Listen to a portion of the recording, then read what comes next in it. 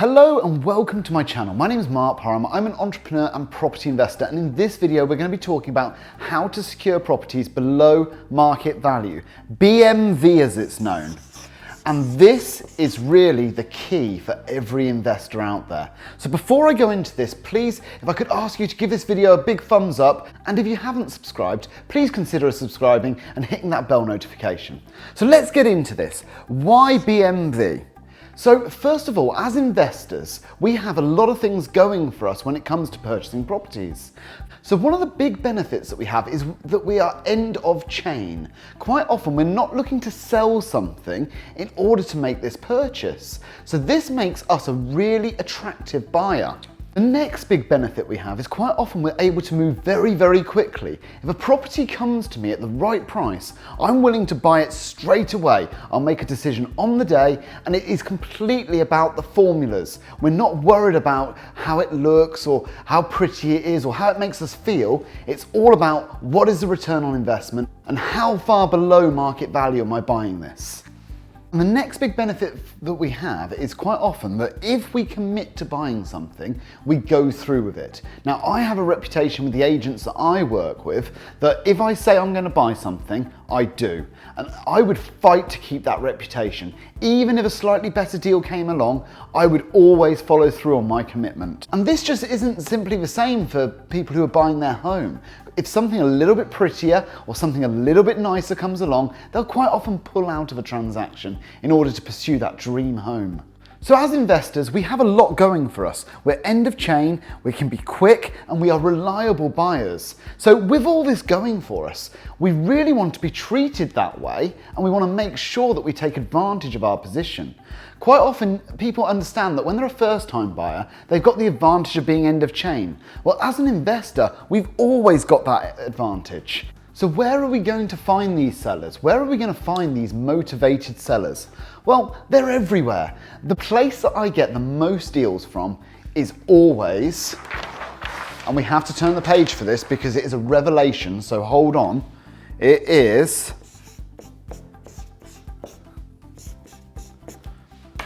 estate agents. Look, there is no special formula here.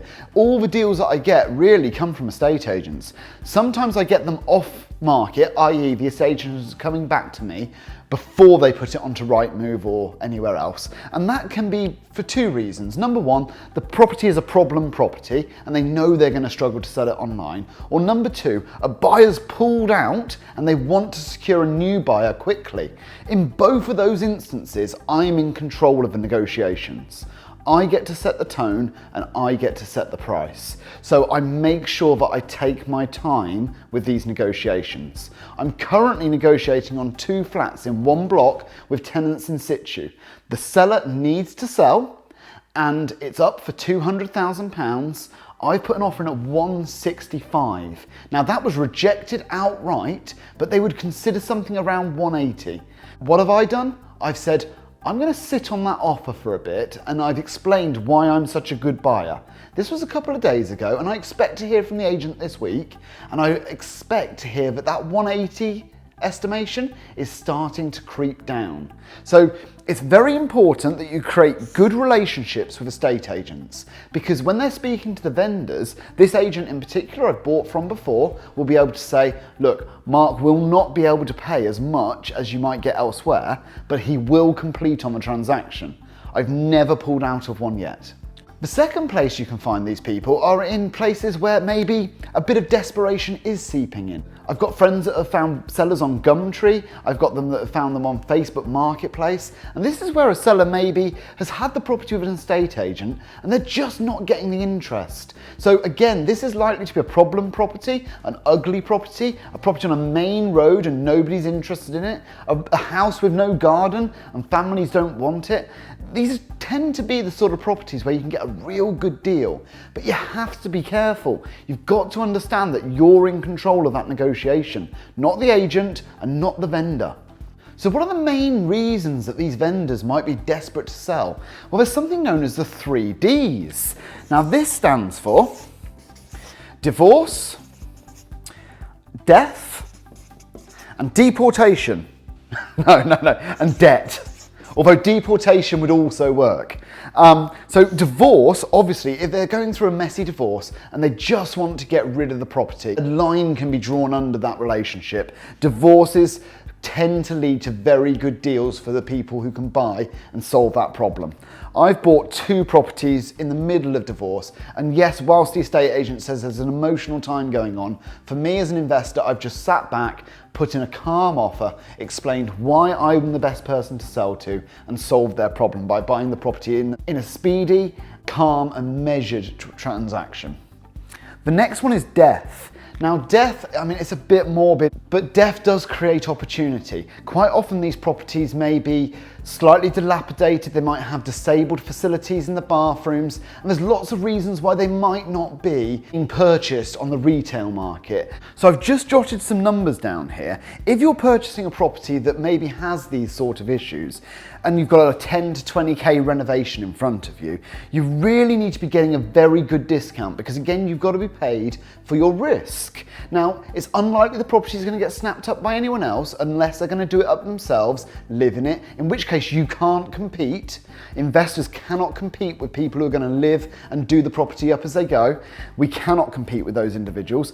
But if the property's up for 200 and that's its end value, you could say that 180 plus the 20 would equal the 200, but you really need to be securing a margin beyond that. So I would be going in with an offer somewhere around 150,000. And yes, I might not get every single one of these, and you don't need to hit every time. It's really important as investors, we know we don't have to hit every single one. We just have to get the good ones.